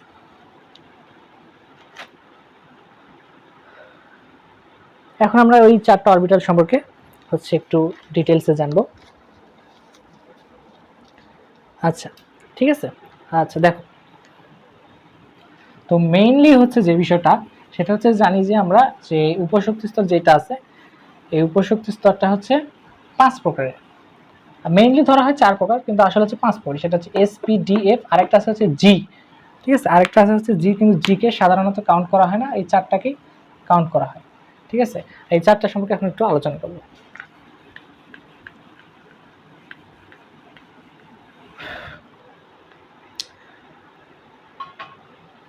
আচ্ছা, এখন দেখো চারটা সম্পর্কে একটু আলোচনা করি। সেটা হচ্ছে উপশক্তি স্তরের ধারণা। উপশক্তি স্তরের স্তরের ধারণা, শক্তি স্তরের ধারণা। আচ্ছা, এস, তারপরে হচ্ছে পি, তারপরে হচ্ছে ডি, তারপরে হচ্ছে এফ। ঠিক আছে। আচ্ছা, এখন হচ্ছে আকৃতি সম্পর্কে আমরা প্রথমে জানবো যে আকৃতি কার কেমন। যে এস এর আকৃতি আছে না, এস এর আকৃতি হচ্ছে গোলাকার, গোলাকার বা বর্তুলাকার, বর্তুলাকার, গোলাকার, বর্তুলাকার, বা আরেকটা আকৃতি হচ্ছে যে ফুটবলের ন্যায়। কেমন? ফুটবলের ন্যায়, ফুটবলের ন্যায়, ফুটবলের ন্যায়। তারপর পি অরবিটাল আছে, এর আকৃতি হচ্ছে যে ডাম্বেলের মতো। কেমন? ডাম্বেলের মতো। পি এর আকৃতি কেমন? ডাম্বেলের মতো। ডি যে আছে এটা হচ্ছে ডাবল ডাম্বেলের মতো, ডাবল ডাম্বেল, ডাম্বেলের মতো। এটা কেমন? এটা হচ্ছে ডাবল ডাম্বেলের মতো। এটা কেমন? এটা হচ্ছে ডাবল ডাম্বেলের মতো। আর লাস্টে যে এফ আছে, এফটা কি হয়? এখানে 8টা লোব থাকে। তাহলে এফে কি হয়? এফে হচ্ছে 8টি, 8, আচ্ছা 8টি লোব 3টি নোডাল প্লেনে বিভক্ত থাকে। 3টি নোডাল প্লেন, নোডাল প্লেনে বিভক্ত থাকে, বিভক্ত থাকে। ঠিক আছে, এখানে 8টা লোব থাকে, 8টা লোব 3টা নোডাল প্লেন দ্বারা বিভক্ত থাকে। আচ্ছা, এখন হচ্ছে যে বিন্যাস। বিন্যাস, বিন্যাসটা কেমন হয় সেটা একটু দেখি। যে বিন্যাস, বিন্যাস, বিন্যাস। ঠিক আছে, এক্ষেত্রে এস এর ক্ষেত্রে শুধুমাত্র একটা বিন্যাসই সম্ভব, একটা বিন্যাসই সম্ভব, একটি মাত্র ত্রিমাত্রিক সমবিন্যাস সম্ভব। ঠিক আছে, তাহলে একটি মাত্র ত্রিমাত্রিক সমবিন্যাস সম্ভব, সমবিন্যাস সম্ভব। কিন্তু পি এর ক্ষেত্রে হচ্ছে যে বিন্যাসটা 3 ভাবে হতে পারে। আর যেহেতু এরা 3টাই হচ্ছে সমশক্তির অরবিটাল, যেমন হচ্ছে P of X, P of Y, P of Z, এভাবে হচ্ছে যে 3টা বিন্যাস হতে পারে। ডি এর ক্ষেত্রে 5টা। এরা হচ্ছে যে অরবিটাল, কিন্তু এই যেগুলো এগুলো সবই হচ্ছে অরবিটাল। ডি এর ক্ষেত্রে হচ্ছে D of X Y, D of Y Z, D of Z X, D হচ্ছে X square minus Y square, আর একটা হচ্ছে ডি অফ, আরেকটা কি, আরেকটা হচ্ছে যে D of Z square, D Z square. ঠিক আছে, এই 5টা হচ্ছে যে আমাদের অরবিটাল, 5টা অরবিটাল। এটা হচ্ছে উপশক্তি স্তর, আর উপশক্তি স্তরের আন্ডারে এটা হচ্ছে অরবিটাল। আচ্ছা, এফ এর অনেকগুলো আছে, এফ এর অত জানার দরকার নাই। এখন হচ্ছে যে আমার এল এর মান, এই যে উপশক্তি স্তরগুলোর জন্য এল এর মান কত, প্রত্যেকটার জন্য এল এর মান কত। তো দেখো, এই এস এর জন্য এল এর মান হচ্ছে যে 0, পি এর জন্য এল এর মান হচ্ছে যে 1, ডি এর জন্য এল এর মান হচ্ছে 2, আর এফ এর জন্য এল এর যে মানটা সেটা হচ্ছে 3। আর এল এর মান যদি কোনো 4 হয় কোনো সময়, তাহলে সেটা হচ্ছে জি এর কাছে যাবে। ঠিক আছে, তো এই 4টা কোয়ান্টাম সংখ্যা দিয়ে যেহেতু পুরোটা ব্যাখ্যা করা যায়, তাই হচ্ছে যে জি এর আর হচ্ছে দরকার হয় না এখানে। আচ্ছা, তো এই পর্যন্ত হচ্ছে যে তুলে নাও সবাই। এরপরে আরেকটা কনফিউশন তোমাদের ক্লিয়ার করে দেওয়া হবে, যেটা হচ্ছে যে প্রধান শক্তি স্তরের ইলেকট্রন ধারণ ক্ষমতা, তারপরে হচ্ছে যে অরবিটালের ইলেকট্রন ধারণ ক্ষমতাটা কত, এই সম্পর্কে যে কনফিউশনগুলো আছে এগুলো ক্লিয়ার করে দেব ইনশাআল্লাহ।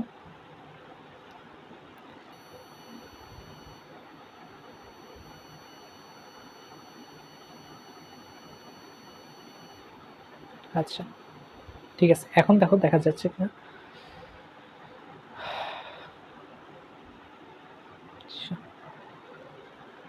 আচ্ছা, এটা তোলা হয়ে গেছে। এখন হচ্ছে যে আমরা পরেরটাতে চলে যাচ্ছি।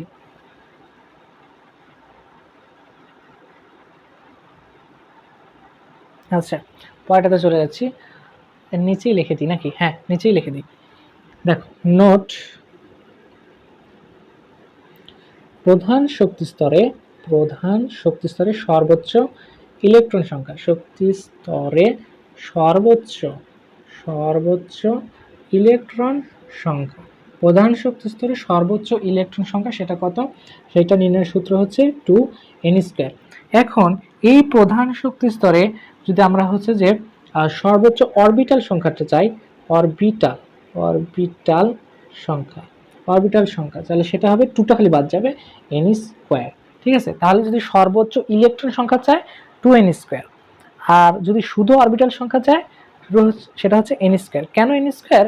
কারণ আমরা জানি যে একটা অরবিটালে 2টা ইলেকট্রন থাকে, একটা অরবিটালে 2টা ইলেকট্রন থাকতে পারে সর্বোচ্চ, এই জন্য এখানে 2টা বাদ যায়, আর এটা হচ্ছে অরবিটাল সংখ্যা। এখন আসি উপশক্তি স্তরের ক্ষেত্রে।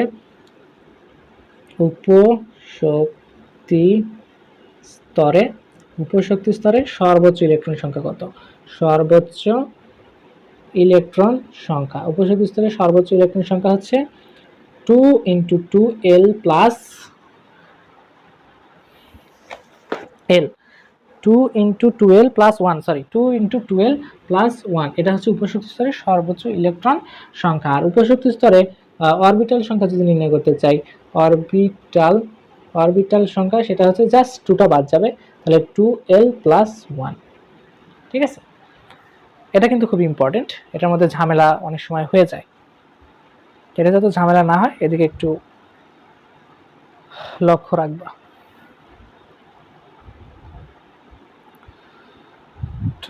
লাইট পেয়ে গেছে নাকি?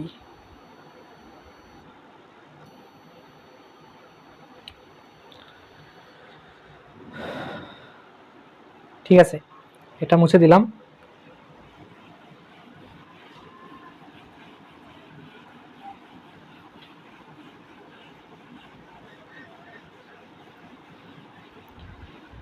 আচ্ছা, অরবিট ভার্সেস অরবিটাল, এটা হচ্ছে আরেকটু জানতে হবে যে এই দুটোর মধ্যে পার্থক্য কি।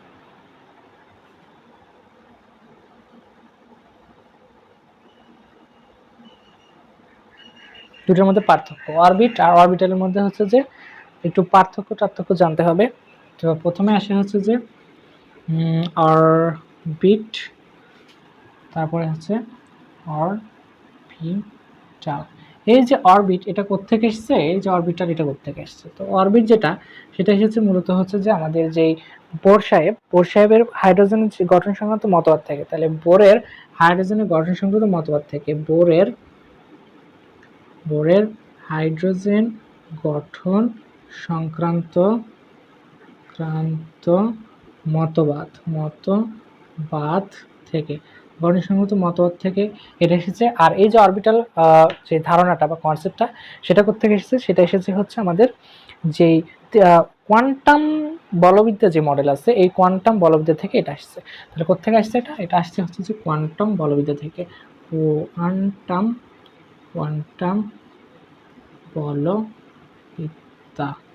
বলবিদ্যা থেকে হচ্ছে আমাদের এটা আসছে। ঠিক আছে, কোয়ান্টাম বলবিদ্যা থেকে এটা হচ্ছে আমাদের আসছে। আচ্ছা, কোয়ান্টাম বলবিদ্যা থেকে এটা হচ্ছে আমাদের আসছে। আচ্ছা আচ্ছা, এই যে অরবিট যেটা, এটা হচ্ছে যে দ্বিমাত্রিক,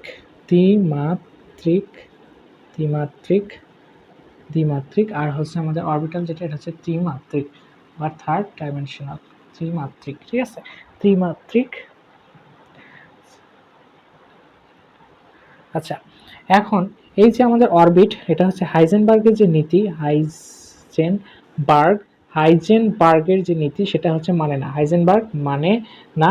আর এর হচ্ছে কোনো দিক ধর্ম নাই, অরবিটের কোনো দিক ধর্ম নাই, যেহেতু 2D বা 2 ডাইমেনশনাল, তাই এর দিক ধর্ম নেই। কিন্তু আমাদের যে অরবিটাল যেটা, এটা যেহেতু 3D, তাই এর দিক ধর্ম আছে এবং হাইজেনবার্গ মেনে চলে। তাহলে হাইজেনবার্গের যে নীতি, হাইজেনবার্গের অনিশ্চয়তার নীতি, সেটা হচ্ছে মেনে চলে, হাইজেনবার্গ মেনে চলে। এবং এর হচ্ছে যেহেতু 3D, এর হচ্ছে যে দিক ধর্ম আছে, তাই এর কি আছে? তাই এর হচ্ছে যে দিক ধর্ম আছে, যেহেতু এটা 3D, তাই এর হচ্ছে যে দিক ধর্ম আছে। এবং এই অরবিটের ক্ষেত্রে যেটা, অরবিটের ক্ষেত্রে ইলেকট্রনকে কণা হিসেবে গণ্য করা হয়, যেহেতু দ্বিমাত্রিক, ইলেকট্রনকে কণা হিসেবে গণ্য করা হচ্ছে অরবিটের ক্ষেত্রে, ইলেকট্রনকে কণা হিসেবে গণ্য। কিন্তু অরবিটালের ক্ষেত্রে ইলেকট্রনকে তরঙ্গ হিসেবে গণ্য করা হয়, তরঙ্গ হিসেবে গণ্য, ইলেকট্রন হচ্ছে যে তরঙ্গ হিসেবে গণ্য করা হচ্ছে এখানে। ঠিক আছে, বুঝতে পারছো? তো ইলেকট্রনকে এখানে তরঙ্গ হিসেবে গণ্য করা হচ্ছে, প্লাস কণা হিসেবে গণ্য করা হচ্ছে, প্লাস কণা হিসেবে, অর্থাৎ কণা তরঙ্গ দুইটাই। তাহলে এখানে আমি সহজে লিখে দিই যে কণা ও তরঙ্গ হিসেবে গণ্য করা হচ্ছে, দুইটা হিসেবে গণ্য করা হচ্ছে। তো এখানে আমাদের হচ্ছে যে ওই কনসেপ্টটা শেষ, যে অরবিট ভার্সেস অরবিটালের কনসেপ্ট, সেটা শেষ। এখন আমরা চলে যাব আমাদের পরবর্তী যে কনসেপ্ট, পরমাণু ও তার মূল কণিকা, এখানে চলে যাব। পরমাণু ও তার মূল কণিকা, ঠিক আছে? তো এটা তুলে রাখো, পরমাণু তার মূল কণিকাতে আমরা চলে যাব। আর বেশিক্ষণ ক্লাসটা নিব না, আশা করি খুব সংক্ষিপ্ত সময়ের মধ্যে শেষ করে দেবো। কোনো টপিক যদি এই ভিডিওতে তুমি না পাও, অবশ্যই এর হচ্ছে যে সেকেন্ড পার্টটা আছে এখানে ইনশাআল্লাহ পেয়ে যাবে, ও দুশ্চিন্তার কোনো কারণ নাই।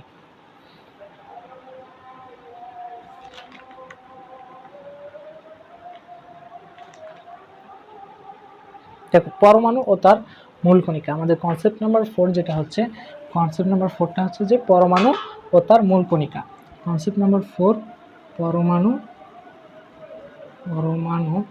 ও তার মূল কণিকা। পরমাণু ও তার হচ্ছে মূল কণিকা, ঠিক আছে? দেখো, তো এই যে আমাদের পরমাণু, এর হচ্ছে যে মূল কণিকাগুলো আবার হচ্ছে যে পরমাণুর 3 ভাগে ভাগ করা যায়, ঠিক আছে? যে পরমাণুর যে মূল কণিকাগুলো আছে, এই মূল কণিকা হচ্ছে যে মূল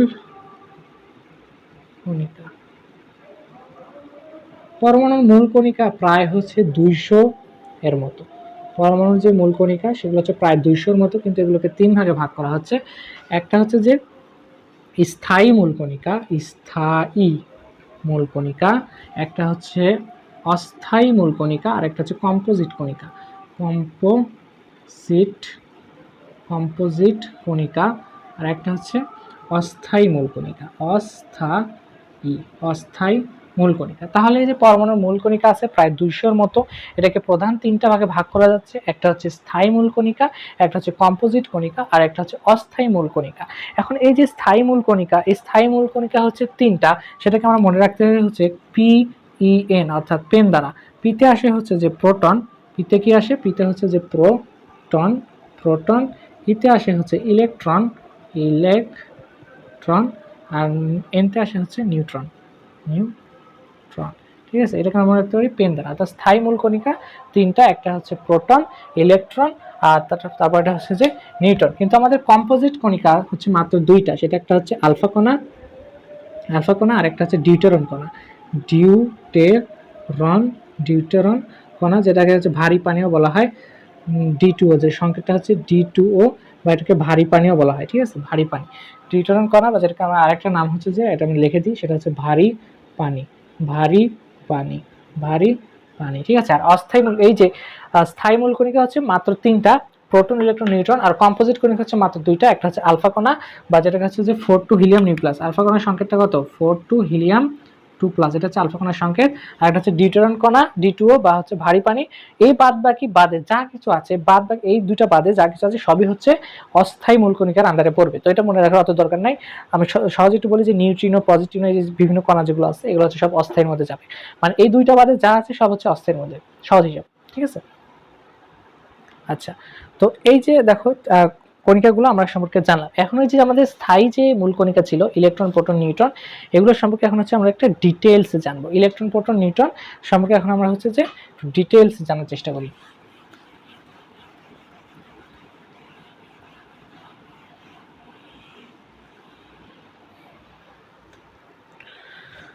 আচ্ছা, এখন একটু ডিটেইলসে জানবো। সেটা কি সম্পর্কে জানবো? হচ্ছে ইলেকট্রন, তারপরে জানবো প্রোটন, তারপরে জানবো নিউট্রন। প্রথমে জানবো যে এদের আবিষ্কারক কে কে, ঠিক আছে? আবিষ্কারক বা হচ্ছে ইনভেন্টর কারা? ইনভেন্টর ইলেকট্রনের যিনি ইনভেন্টর সেটা হচ্ছে sir J J Thomson. Sir J J Thomson হচ্ছে যে ইলেকট্রনের আবিষ্কারক। অপরপক্ষে যে প্রোটন, এই প্রোটনের আবিষ্কারক হচ্ছে একজন বিজ্ঞানী, যার নাম হচ্ছে যে বিজ্ঞানী রাদারফোর্ড। কিন্তু হচ্ছে যে প্রোটন আবিষ্কার করেছিল, কে আবিষ্কার করেছে? বিজ্ঞানী রাদারফোর্ড। আর নিউটন আবিষ্কার করে হচ্ছে বিজ্ঞানী চ্যাডউইক। তাহলে এই যে ইলেকট্রন আবিষ্কার কত সালে? ইলেকট্রন আবিষ্কার করা হয় হচ্ছে 1897 সালে। প্রোটন আবিষ্কার করা হয় রাদারফোর্ডের মডেল তখন 1911, আর নিউটন আসে হচ্ছে আমাদের 1932-এ নিউটন কবে আসে? নিউটন আসে হচ্ছে 1932-এ। আবিষ্কারকের নাম হচ্ছে চ্যাডউইক। তো এটা মনে রাখার একটা টেকনিক আছে, সেটা হচ্ছে যে আমরা মনে রাখতে পারি যে টেকনিকের সাহায্যে, সেটা হচ্ছে ইট পরে নিচে, ইট পরে নিচে, ইট তো সবসময় নিচেই পড়ে, উপর থেকে ছেড়ে দিলে ইট তো নিচেই পড়বে, ঠিক আছে। এখন এই ইটের হর্ষি থেকে মনে রাখতে পারি হচ্ছে ইলেকট্রন আবিষ্কার করছে হচ্ছে থমসন। পথে মনে রাখতে পারি হচ্ছে প্রোটন, আবিষ্কারক হচ্ছে যে রাদারফোর্ড।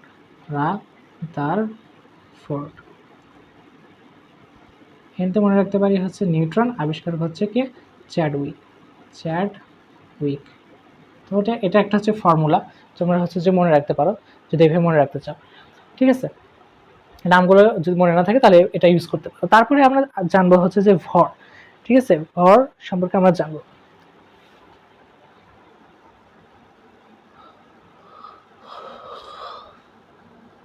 আচ্ছা, ভর সম্পর্কে এখন আমরা জানবো। সেটা হচ্ছে যে ইলেকট্রনের যে ভরটা সেটা ধরা হয় হচ্ছে 9.1085 × 10⁻31 কেজিতে নিলে, এটা যদি এখন আমরা গ্রামে নিই তাহলে একই হিসাব, 85 খালি হচ্ছে 3 কমে যাবে, -28 হবে, 28 গ্রাম। 3 কমে গেল, তাহলে 28 হচ্ছে যে গ্রাম হবে, ঠিক আছে। এখন প্রোটনের যেটা যদি আমরা ভরটা নির্ণয় করতে চাই, প্রোটনের ভরটা কত হবে? এখানে ব্লাইন্ড স্পট, তাহলে এখানে লিখলাম 1.673 × 10⁻24 গ্রাম যদি নিই তাহলে এটা দেখা যাচ্ছে না, হ্যাঁ দেখা যাচ্ছে, গ্রামে নিলে হচ্ছে এটা। আর যদি আমরা কেজিতে কনভার্ট করি তাহলে হচ্ছে 673 10⁻27, কারণ 24, 25, 26, 27 3 করে বাড়বে কেজিতে নিলে, আর গ্রামে নিলে 3 কমবে, এটাই সহজ হিসাব। আচ্ছা, এবারে চ্যাডউইকের ক্ষেত্রে হচ্ছে নিউটনের ক্ষেত্রে যে ভরটা, নিউটনের ক্ষেত্রে ভরটা হচ্ছে হচ্ছে 1.675 × 10⁻24 গ্রাম। আর যদি কেজিতে নিই তাহলে 1.675 × 10⁻27 কেজি, ঠিক আছে। আচ্ছা, এটা হচ্ছে যে ভর সংক্রান্ত বিষয়গুলি গেল। এখন এই ভরটাকে আরো একটা এককে নেওয়া যায়, সেটা হচ্ছে AMU বা অ্যাটমিক ম্যাস ইউনিট। এই এককে যদি আমরা নিই তাহলে প্রোটনের ক্ষেত্রে যে এই ভরটা দাঁড়াবে কত? প্রোটনের ক্ষেত্রে দাঁড়াবে 1.00726 AMU বা অ্যাটমিক ম্যাস ইউনিট। নিউটনের ক্ষেত্রে দাঁড়াবে 1.008665 AMU বা অ্যাটমিক ম্যাস ইউনিট, ঠিক আছে। 3টা এককে আমি হচ্ছে তোমাদেরকে দেখায় দিলাম। এরপরে হচ্ছে যে প্রোটনের তুলনায়, মানে প্রোটনকে হচ্ছে আমরা কনস্ট্যান্ট বা আদর্শ হিসেবে ধরছি, এর তুলনায় বাকিগুলোর যে ভরটা সেটা হচ্ছে আমরা দেখব। তাহলে প্রোটনের তুলনায় ভর, প্রোটনের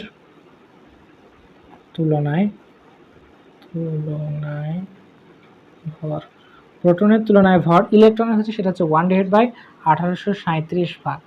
আচ্ছা, এরপরে হচ্ছে আমাদের প্রোটনের ভর, সেটা হচ্ছে প্রোটনের তুলনায় 1 হবে। নিউটনের ভরও হচ্ছে কি হবে? একই হবে। এটাকে আপেক্ষিক ভর বলতে পারো, যে প্রোটনের তুলনায় ভর বা হচ্ছে আপেক্ষিক যে ভরটা সেটা বলতে পারো। এখন হচ্ছে আমরা চার্জ নিয়ে আলোচনা করব, যে চার্জ কত, কোনটার কত চার্জ। তো চার্জ ইলেকট্রনের যে চার্জ সেটা হচ্ছে 1-1.6 × 10⁻19 কুলম্ব।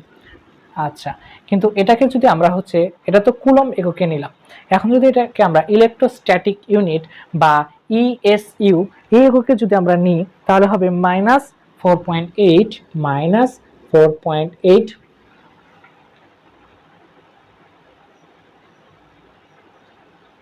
আচ্ছা, -4.8 × 10⁻10 ESU বা ইলেকট্রোস্ট্যাটিক ইউনিট। এখন হচ্ছে আমরা প্রোটনের চার্জটা কত সেটা জানবো। জাস্ট এখানে মাইনাস ছিল না, প্রোটনের ক্ষেত্রে এখানে প্লাস হবে, তাহলে প্লাস দিলেও হয়, না দিলেও হয়। 1.6 × 10⁻19 কুলম্ব।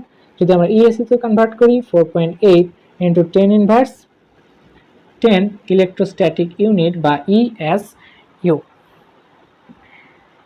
আর এই যে আমাদের নিউট্রন, এর কোনো চার্জ নাই, এ হচ্ছে তড়িৎ নিরপেক্ষ, তাহলে এর কোনো চার্জ নেই বা তড়িৎ নিরপেক্ষ, নিরপেক্ষ, তড়িৎ নিরপেক্ষ বা আসলে কোনো চার্জই নাই, চার্জ নেই, তড়িৎ নিরপেক্ষ বা হচ্ছে চার্জ নাই। এখন আসি, যেমন এই ভরটাকে যেমন প্রোটনের তুলনায় কম্পেয়ার করেছি, চার্জটাকে প্রোটনের তুলনায় কম্পেয়ার করি। প্রোটনের তুলনায় চার্জ বা এটাকে আপেক্ষিক চার্জ বলতে পারো, তুলনায় চার্জ, প্রোটনের তুলনায় চার্জ বা আপেক্ষিক চার্জ, এটা একটু লিখে রাখো সাইডে যে আপেক্ষিক চার্জও তুমি এটাকে হচ্ছে যে বলতে পারো।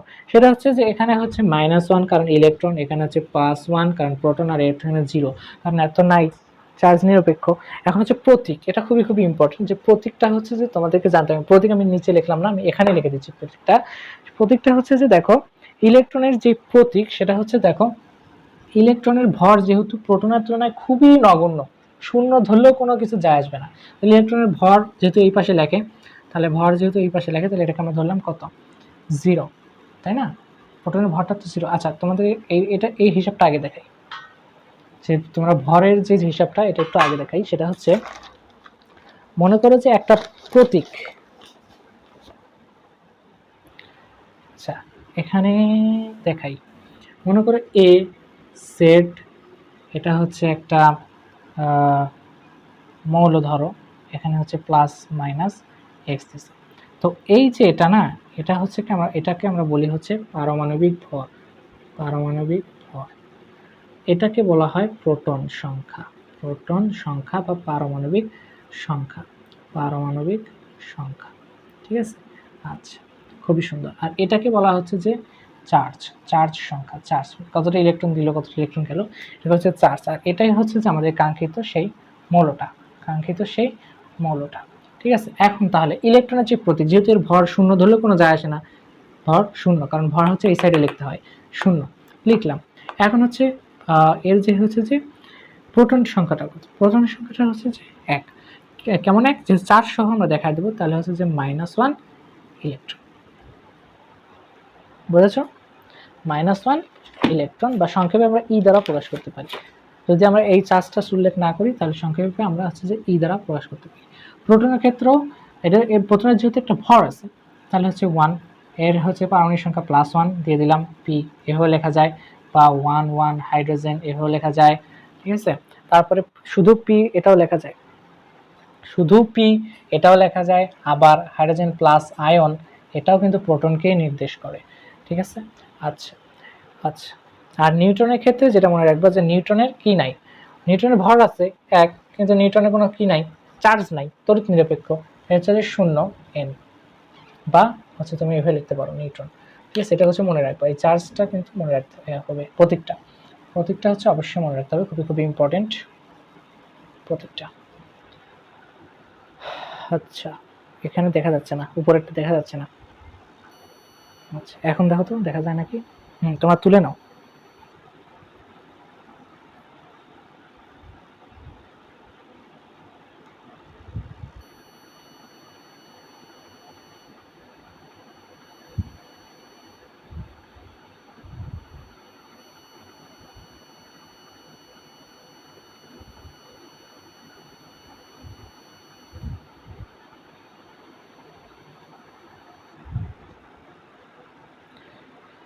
তো ক্লাস টাইম চলে গেছে। আচ্ছা, তো আজকে এ পর্যন্তই থাক। পরবর্তী ক্লাসে আমরা আইসোটপের কাহিনী আর বিজ্ঞানীদের নাম সহ আরও যেগুলো আছে, এখানে কিন্তু শেষ হয় না ক্লাস, আরও অনেক টপিক আছে, এখানে প্রায় 20টার মতো টপিক আছে, এগুলো পরবর্তী পার্টে ইনশাল্লাহ আপলোড করে দেওয়ার চেষ্টা করবো, ঠিক আছে? আর তোমরা অবশ্যই যদি ক্লাসটা ভালো লেগে থাকে লাইক করে দিবা, ঠিক আছে? একটা কমেন্ট করে যাবা যে তোমরা হচ্ছে এই বিষয়টা বোঝো নাই, বা এই বিষয়টা আরেকটু অন্যভাবে বোঝালে ভালো হতো। তোমাদের গঠনমূলক সমালোচনা কিন্তু ক্লাসগুলোকে আরও বেটার করবে, ঠিক আছে? ঠিক আছে, খোদা হাফিজ।